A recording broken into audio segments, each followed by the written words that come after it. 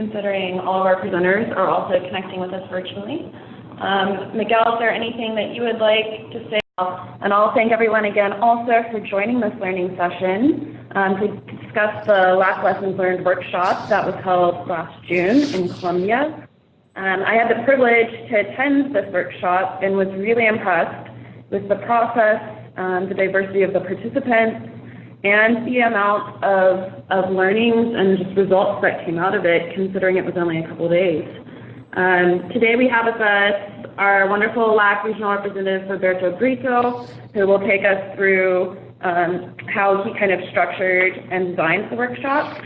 We also are very lucky to have the wonderful facilitator of the workshop, Jorge Mendez, who'll go over some of the key results and takeaways that came out of the workshop. Also, a huge thanks to Jorge for calling in from Cambodia, which is amazing. And then finally, we have Ingrid Saito, our LAC Regional Reporting Officer, who will talk about how the learnings that came out of the workshop have been applied so far and will be applied in future programming. And then we'll try to leave some time for Q&As at the end. So first, I'll just take you through, give you a brief overview of what the workshop was in details. It was in Bogota, Colombia from June 10th through 12th. And the participants included Colombian Red Cross, Honduran Red Cross, Salvadorian Red Cross, representatives from the Federation, OFDA, and of course our wonderful American Red Cross LAC delegation. All right, so I'm going to go ahead and hand it over to you, Roberto, to kind of talk about how you structured and designed this workshop. Let me know when you need to advance slides. Okay, thank you. Connected and be part of this learning session. And so this was a team effort in the delegation. We start the process, so the structure of the lessons learned, requesting from each national society a small presentation with the best practices, challenges, lessons learned from their perspective as a national society according to the lessons learned in country workshop. We also had the first day panels with community leaders. For us, it's very important to validate all the information that we receive from every national society with the community. So according to a profile, the national society and us selected community leaders that actively participate during the 3 days of the lessons learned workshop. Volunteers, every national society bring volunteers to work and explain their work and their vision and the lessons learned they receive and how to transfer them to other projects within the national society and the continuity of our program in country. Also, we had a panel with the participants of the leadership skill developed training that have been our leadership program in the region since 2012. More than 790 people trained in 10 countries that now most of them, more than 85% of those people are in a leadership position in their own national societies, starting from the base to national board, executive directors, CEOs, SGs, etc. Next slide, please. Day number 2, we worked the whole day in 4 different working groups. One with volunteers and community leaders, and they discuss the lessons learned, also the best practices, what went well, and what can be improved. The second group was local and national project coordinators to analyze the internal part of the process and how to better work in the future. The third were the CEOs and finance directors. Here you can see how we link the programmatic perspective in LAC are working together. We always work together because both need to be at the same time. In the past, we used to work just programs, just finance. And the better use of our time and our resources have been working together, working on time, have the same, sharing information at the delegation, but with the national societies. As it will be explained soon, we have a monthly programmatic and financial review, having all of them in the same call, sharing the results according to the reports they present.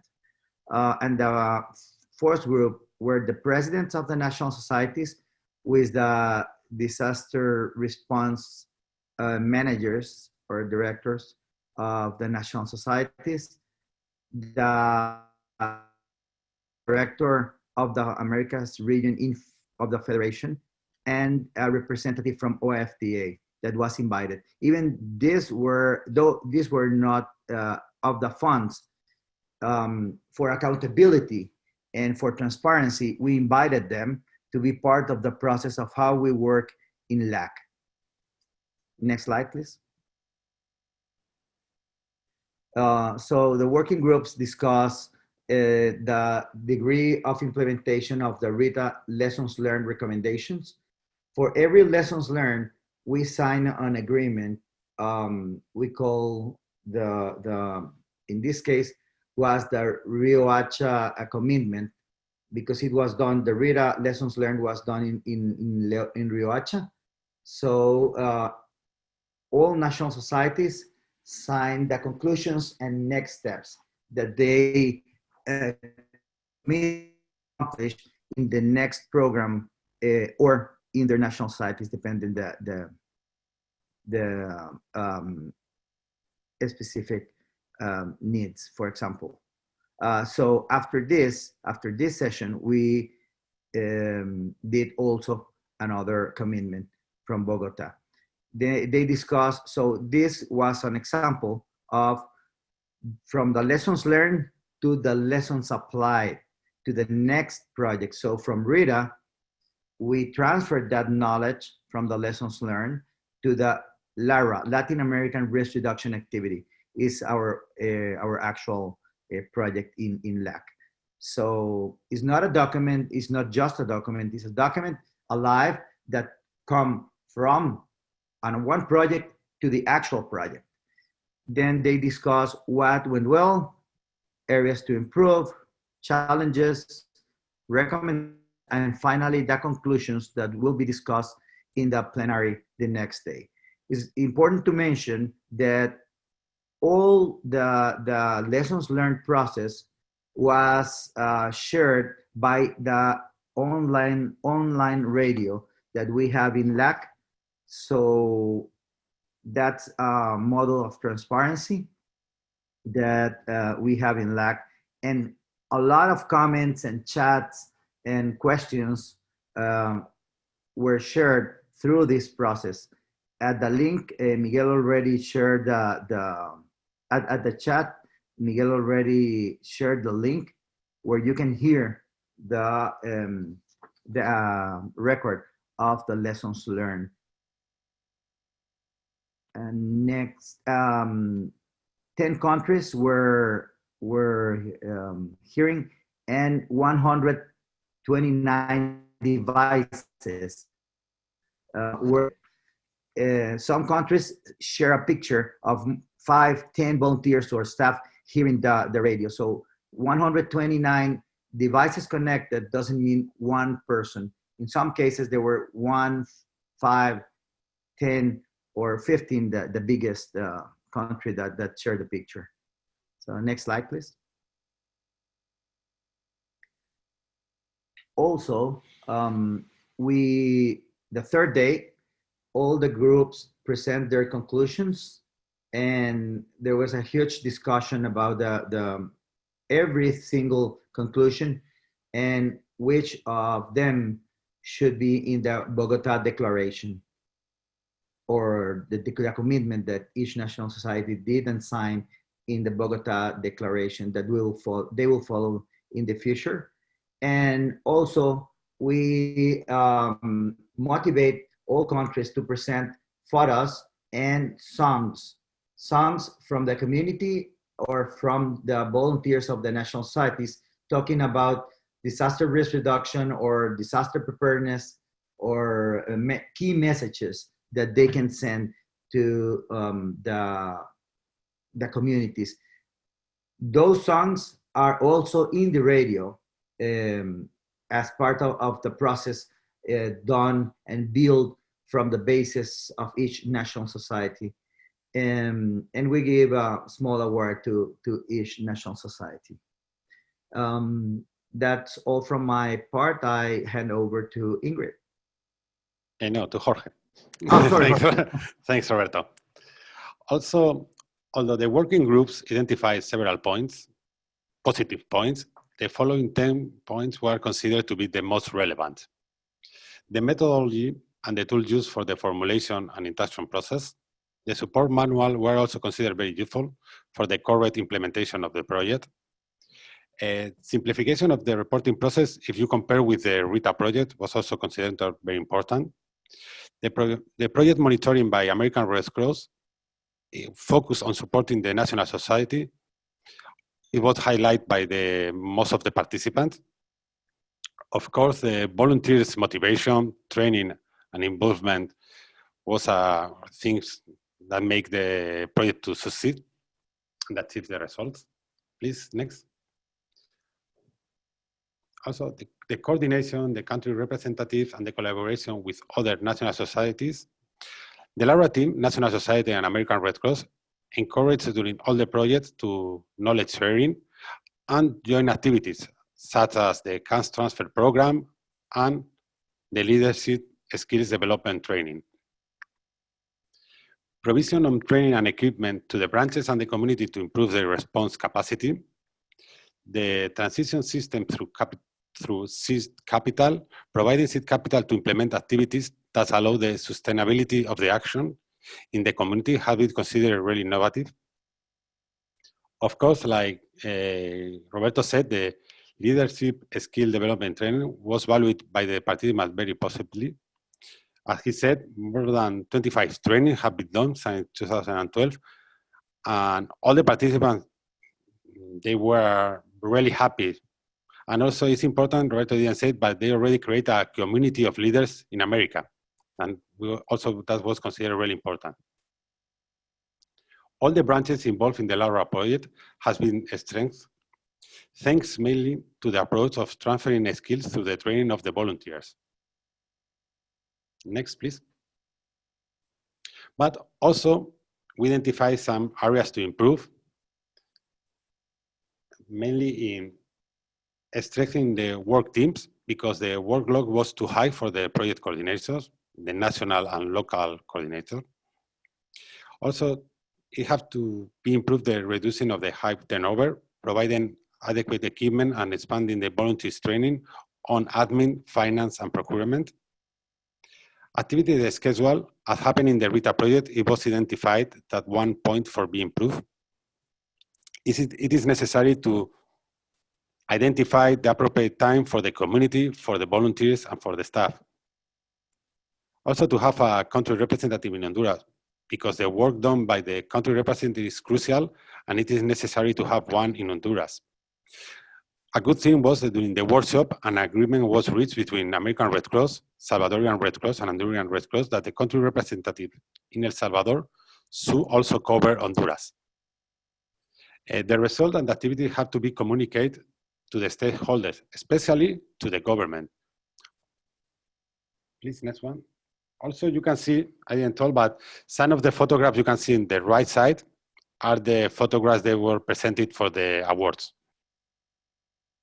Also, it was identified that because there was not a historical project database, it was difficult to access the information to learn from the past experiences. And it was considered important to create a project database. Also, making a procurement plan at the beginning of the project. One important thing was also like all the PNS have different format. And it was really difficult for the national society to manage all the different formats. Also, we have to realize that on Honduran Red Cross, they have more than 5 different PNS working there. Also, we have to increase the number of volunteers involved. We have to increase the number of community members involved in the project. And the accountability mechanism in the community should be a priority in the project. Please, next one. And after identify what was well areas to improve, we identify the recommendation. Also, the main recommendations were the project formulation have to be done in a participatory way. It is important to systematize the methodology and to socialize in the region, extending the working team, and also the salary have to be adjusted to the national society salary scales. Also the motivation, training, strengthening of the teams, and of course recognize the volunteers' work, because without the volunteers, it was not possible to implement of the projects. And of course, continuing encourage the collaboration and exchange between the national societies.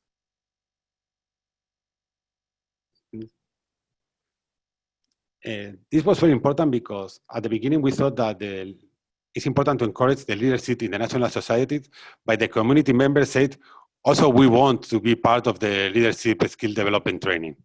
And then it's important, maybe not this kind of training because it's long training. Also, if you want more information, for sure, Roberto can provide more information, but maybe to develop a small training for them. Making a procurement plan at the beginning of the project. And also it's important to present the project to all the stakeholders, because sometimes we realize that not all the stakeholders know the great results they achieve with the project.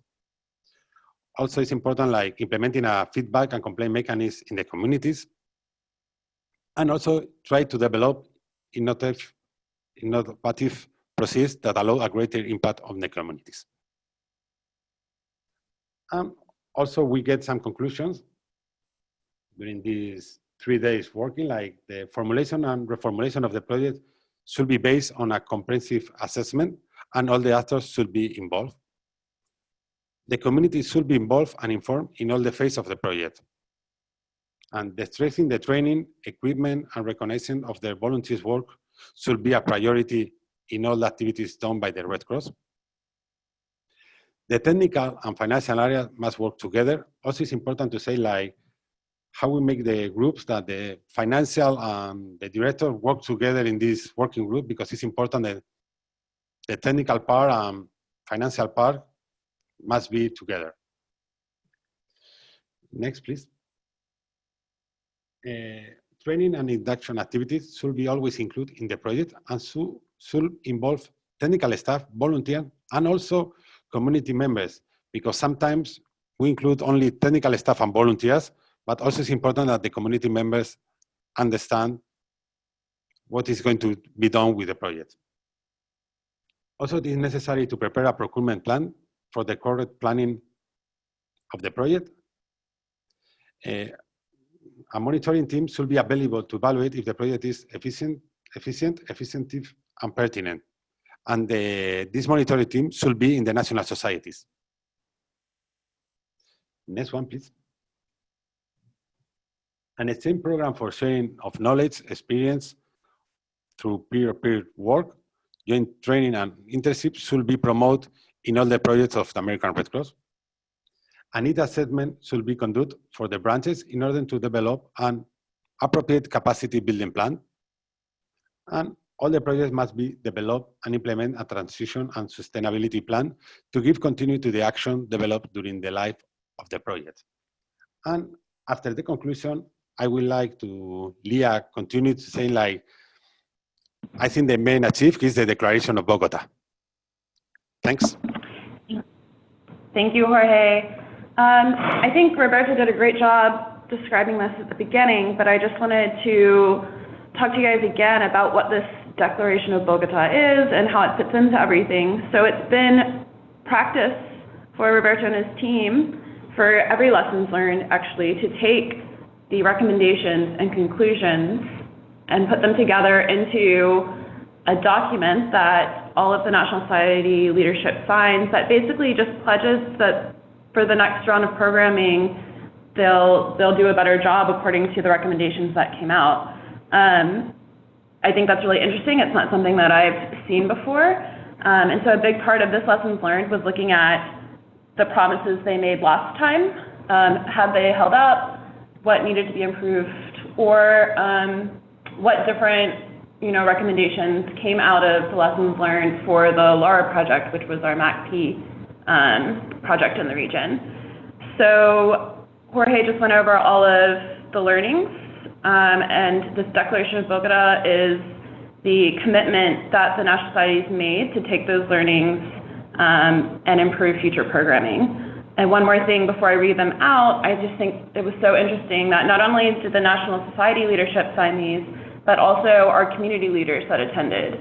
Roberto talked about how important it was to have them there, to have the beneficiaries there, to validate the good work that was being done. And I think the fact that they also were able to give input into how things would be moving forward and validate that these recommendations were good from their perspective as well was really interesting and I think extremely important.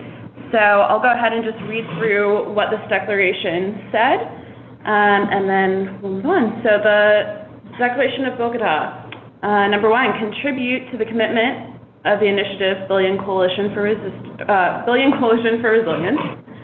Motivate, train, equip, strengthen, and recognize volunteers. The communities must be involved in all phases of the project. Encourage the development of leaders in communities and national societies. Systematize methodologies for dissemination and implementation.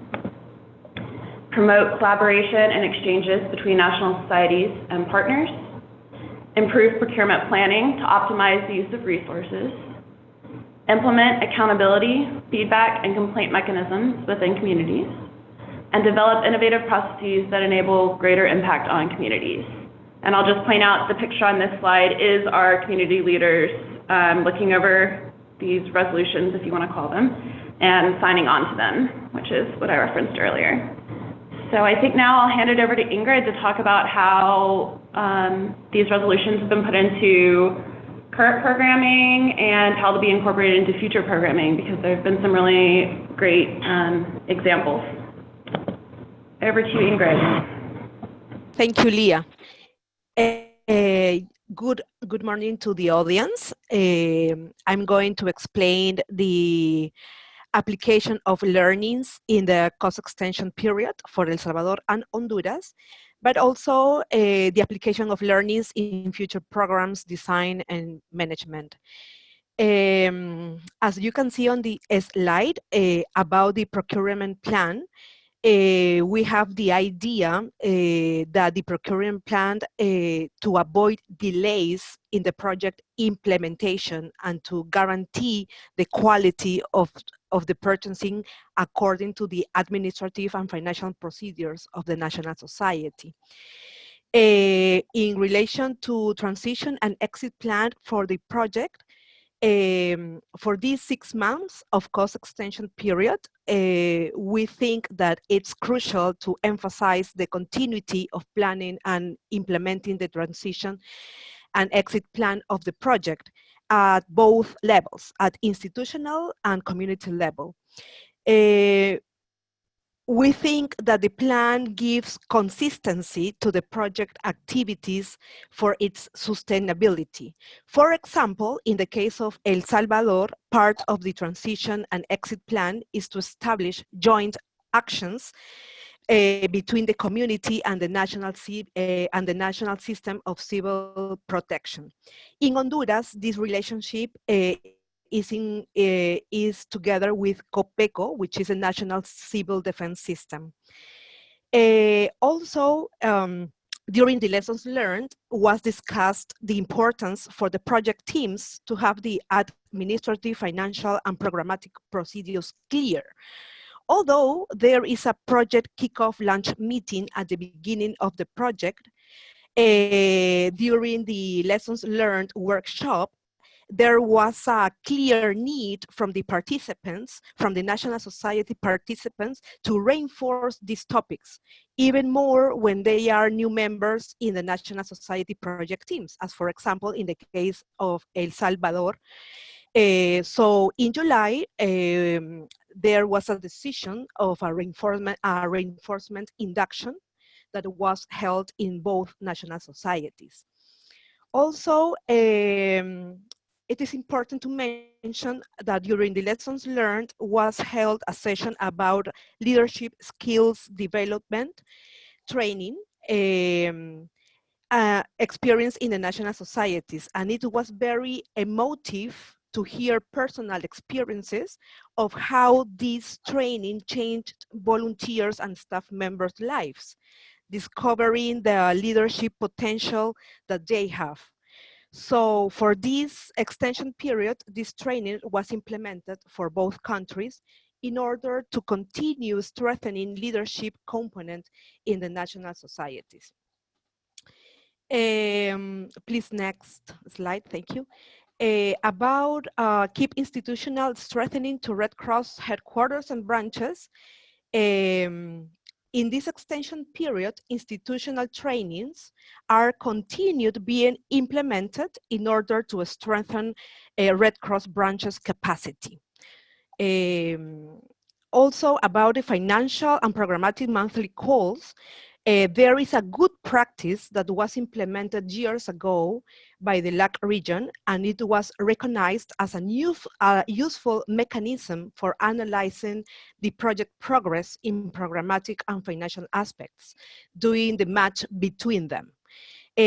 So in these virtual meetings, bottlenecks and activities progress are analyzed in detail. So really, this is a very good practice, a very good mechanism that we have since years ago, and we are still implementing this with the national societies. Also, the importance of reinforce the SEA mechanism, community and engagement and accountability for strengthening participatory processes. So this is also was a main topic, a key point that was discussed during the lessons learned workshop. Next, please. Thank you. About applications of learnings in future programs, design and management. Some key points are, for example, about the presentation of a procurement plan for any project. As I mentioned, we think this is a good practice that begins with a MACP cost extension amendment, but this is going to be included in all upcoming projects. We are sure to continue improving the SEA mechanisms in all programs and projects. For example, in 3 years MACP project in El Salvador, there is a budget line for SEA training in order to train volunteers and staff members on the importance of SEA and its inclusion in all programs and projects. Also, it is important to continue improving on how to prepare projects in a participatory way, including Red Cross participants from both levels, from the headquarters, but also branches, disaster risk reduction, public institutions, but also private institutions. For example, for the 3-year MACP project in El Salvador, the proposal was prepared together with the civil protection system and the Salvadorian Red Cross Ahuachapan branch, taking into account the needs and the context of the localities. So this is very, very important for this region in order to strengthen this participatory way of preparing the projects. No, not from the desk, but from the field. Also, thank you. Upcoming and future projects have to include Red Cross branches development, the this was very long discussed about the importance of strengthening Red Cross branches, which are finally the implementers of the projects and the ones that are close to the communities.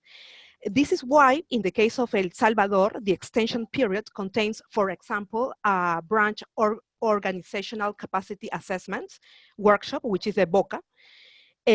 So they are very focused on do assessments, but also trainings in order to develop the Red Cross branch level capacity. Also, it is important to say, to support the peer-to-peer learnings and exchange of experiences at both levels, institutional and community. We think it is important to strengthen the project activity, promote these peer-to-peer learnings and exchange of experiences as part of a sustainability strategy.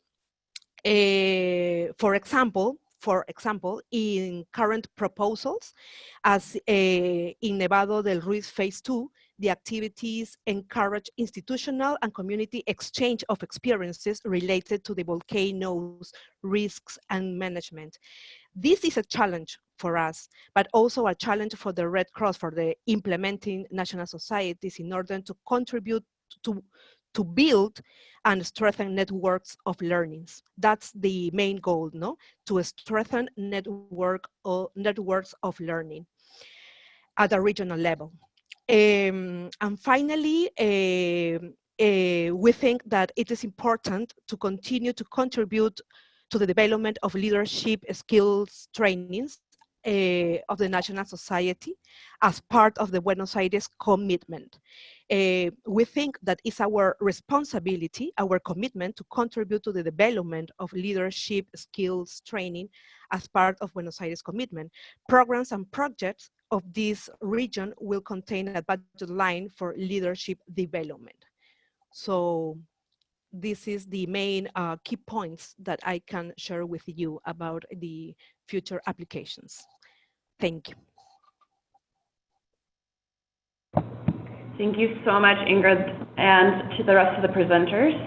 I think we're like way ahead of schedule, so I'll go ahead and open it up for any questions on the line.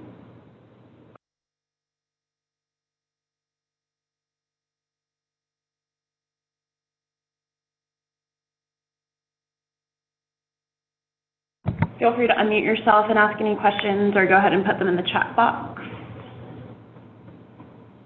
Or if Roberta has any closing remarks beforehand. Oh, wait, let me see. Okay, great. Thanks, Miguel.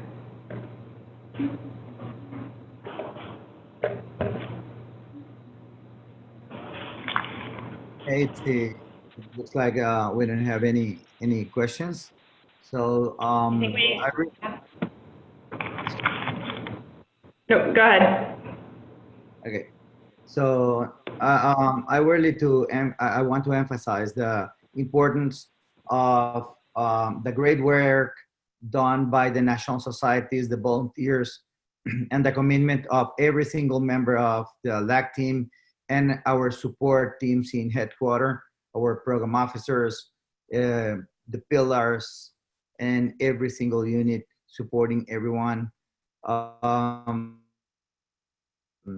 This was done with huge effort of a big amount of people, the community leaders that were involved in this process, and the transparency and openness of every single member of the American Red Cross and the national societies.